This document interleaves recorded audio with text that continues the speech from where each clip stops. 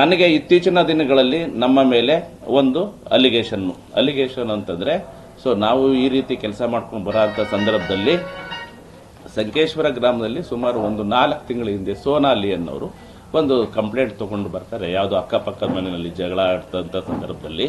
So ಜಗಳ ಆದಂಥ ಸಂದರ್ಭದಲ್ಲಿ ನಾವು ಅದನ್ನು ಸರಿಪಡಿಸಿ ಆಕೆಯನ್ನು ಕಳಿಸ್ತೀವಿ. ಆಗ ಆಕೆಯನ್ನು ನಮ್ಮ ನಂಬರ್ ತೊಗೊಳ್ತಾರೆ, ನಾವು ಅವ್ರ ನಂಬರ್ ಕೊಡ್ತಾರೆ. ಸೊ ಹೀಗೆ ಇರಬೇಕಾದಂಥ ಸಂದರ್ಭದಲ್ಲಿ ಅವರ ಒಂದು ಮಗುಗೆ 2 ಆರ್ಟ್ ಇದೆ ಅಂತ ಹೇಳಿ ಸ್ವಲ್ಪ ಅವರು ವಿಷಯ ತಿಳಿಸ್ತಾರೆ. ಸೊ ಇಂಥ ಕ್ರಿಟಿಕಲ್ ಸಮಸ್ಯೆ ಇದ್ದಾರೆ, ಅವರಿಗೆ ತುಂಬ ಕಷ್ಟದಲ್ಲಿದ್ದಾರೆ ಅನ್ನೋದು ಅರಿವಾಗ್ತಿತ್ತು ನಮಗೆ. ಸೊ ಇಂಥ ಸಂದರ್ಭದಲ್ಲಿ ಅವರು ನಮ್ಮ ಹತ್ರ ಒಬ್ಬ ತಂಗಿಯಾಗಿ, ಒಬ್ಬ ಫ್ರೆಂಡ್ ಆಗಿ, ಅಥವಾ ಒಬ್ಬ ಅಕ್ಕ ತಂಗಿಯಾಗಿ ಒಂದು ಒಳ್ಳೆ ಬಾಂಧವ್ಯದಲ್ಲೇ ಇದ್ವಿ. ಸೊ ಅಲ್ಲಿಂದ ಹೀಗೆ ಬರ್ತಕ್ಕಂಥ ಸಂದರ್ಭದಲ್ಲಿ ಆಕೆ ನಮಗೆ ಸಾಕಷ್ಟು ಸಹಾಯ, ಯಾವಾಗಾದರೂ ಹಣದ ಸಹಾಯ ಬೇಕು ಅಂದಾಗ ಹಣದ ಸಹಾಯ ಕೇಳ್ತಿದ್ರು. ಸಣ್ಣ ಪುಟ್ಟದು ಬೇಕು ಅಂದಾಗ ಹೆಲ್ಪ್ ಮಾಡಿದ್ವಿ. ಸೊ ಹೆಲ್ಪ್ ಅಂದರೆ ಯಾವುದೋ ಒಂದು ಆಶೀರ್ವಾದ ಮೈಕ್ರೋ ಫೈನಾನ್ಸ್ ಅಂತ ಹೇಳ್ಬಿಟ್ಟು ಸೊ ಅದಕ್ಕೆ ಅಮೌಂಟ್ ಕಟ್ಟ ಅಂತ ಸಂದರ್ಭದಲ್ಲಿ ಸ್ವಲ್ಪ ಗೂಗಲ್ ಪೇ ಮಾಡಿ ಅಂತ ಹೇಳಿ ಹಣನ ಇಡಿಸ್ಕೊಳ್ತಾ ಇದ್ರು.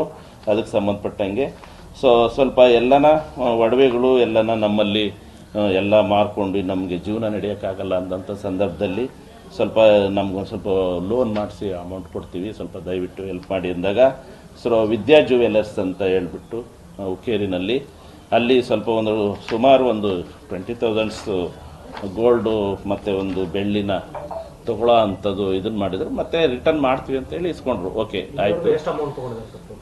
ಸುಮಾರು ಅಪ್ರಾಕ್ಸಿಮೇಟ್ ಮಾಡಿಲ್ಲ, ಸ್ವಲ್ಪ ಹಣನ ನಮ್ಮ ಹತ್ರ ಈಸ್ಕೊಂಡಿದ್ದಾರೆ, ಇದು ಮಾಡ್ತಿದ್ದಾರೆ. ಈ ಥರನ ಅವ್ರು ಇದ್ದಂಥ ಸಂದರ್ಭದಲ್ಲಿ ಸೊ ನಮಗೂ ಅವ್ರಿಗೂ ಯಾವುದೇ ಥರದ್ದು ಜಗಳ ಇರಲಿಲ್ಲ. ಒಂದು ದಿನ 19ನೇ ತಾರೀಕು ರಾತ್ರಿ ಸ್ವಲ್ಪ ಹಣದ್ದು ಮತ್ತು ಇದ್ರ ಬಗ್ಗೆ ಮಾತಾಡ್ತಾ ಸಂದರ್ಭದಲ್ಲಿ ನಮಗೂ ಅವ್ರಿಗೆ ಯಾಕೋ ಸ್ವಲ್ಪ ಮನಸ್ಸು ಇದಾಯಿತು. ಆಗ ನೀನು ಜಾಸ್ತಿ ಮಾತಾಡಿದ್ರೆ ನಿಮ್ಮ SP ಫೋನ್ ಮಾಡಿಬಿಡ್ತೀನಿ, ನೀನು ಜಾಸ್ತಿ ಓವರ್ ಮಾತಾಡ್ಬಿಟ್ರೆ ಈಗಲೇ ನಿನ್ನ ಮೇಲೆ ಕಂಪ್ಲೇಂಟ್ ಮಾಡ್ತೀನಿ ಅಂದರು. ನಮ್ಮದೇನು ನಾವು ಕೇಳ್ತಾ ಇರೋದು ಅಮೌಂಟ್ ಅಷ್ಟೇ. ನಾವು ಅದನ್ನು ನೀವು ಕಂಪ್ಲೇಂಟ್ ಅದು ರಾಂಗ್ ಆಗ್ತೈತೆ ಅಂತ ಹೇಳ್ಬಿಟ್ಟು ನಾವು ಇಟ್ವಿ. ಆಕೆ ನೇರವಾಗಿ ಏನು ಮಾಡಿದ್ರೋ ಗೊತ್ತಿಲ್ಲ. ಸೊ ಅಲ್ಲಿಗೆ ಮುಕ್ತಾಯ ಆಯಿತು. ಸೊ ನಾನು ನೈಟ್ ರೌಂಡ್ಸ್ ಇದ್ದೆ.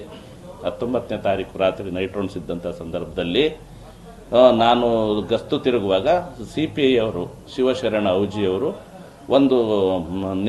ಜೀಪ್ ನಿಂತ್ಕೊಂಡಿದ್ರು. ಆಗ ಬೇರೆ ಸಿಬ್ಬಂದಿಗಳು ಕೇಳಿದಾಗ ಇವರು ಮನೆ ಯಾರು ಹೋಗ್ಬಿಟ್ಟು ಯಾರೋ ಮೇಲ್ಗಡೆಗೆ ಏನೋ ಬರ್ಸ್ಕೊಳ್ತಿದ್ರು ಅರ್ಜಿ ಅಂತ ಮಾಹಿತಿ ಸಿಕ್ತು.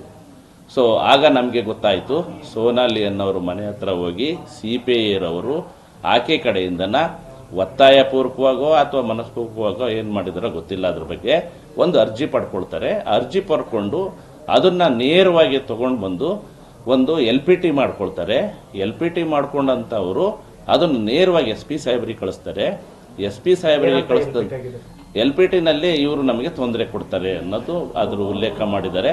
ಸೊ ಉಲ್ಲೇಖ ಮಾಡಿ ಅದನ್ನು ನೇರವಾಗಿ SP ಸಾಹೇಬರಿಗೆ ಕಳಿಸ್ತಾರೆ. SP ಸಾಹೇಬರು ಈ ರಿಪೋರ್ಟ್ ತಗೊಂಡು ಒಂದೇ ದಿನದಲ್ಲಿ ನಮಗೆ ಅಮಾನತು ಆದೇಶ ಮಾಡ್ತಾರೆ. ಸೊ ನನ್ನ LPT ನಮ್ಮ ಸ್ಟೇಷನ್ನಲ್ಲಿ ಸಾಮಾನ್ಯವಾಗಿ ಒಂದು ಪೊಲೀಸ್ ಠಾಣೆಗೆ ಬಂದಂಥ ಸಂದರ್ಭದಲ್ಲಿ ಯಾವುದೇ ವ್ಯಕ್ತಿಗಳದ್ದು ಒಂದು ಕಂಪ್ಲೇಂಟ್ ತೊಗೊಳ್ಬೇಕಾದ್ರೆ, ದೂರು ತೊಗೋಬೇಕಾದ್ರೆ ಇವತ್ತು ಬಾ ನಾಳೆ ಬಾ ಅಂತ ಸತಾಯಿಸಿ ಕಾಮನ್ ಆಗಿ ಮಾಡ್ತಿರ್ತಾರೆ. ಆದ್ರೂ ಇದನ್ನ ಆಕೆ ಪೊಲೀಸ್ ಠಾಣೆಗೆ ಮೆಟ್ಲಿಗೆ ಬರ್ತಿಲ್ಲ, ಅವರ ಮನೆಗೆ ಹೋಗಿ ಕರ್ಕೊಂಡು ಉದ್ದೇಶಪೂರ್ವಕವಾಗಿ ನನ್ನ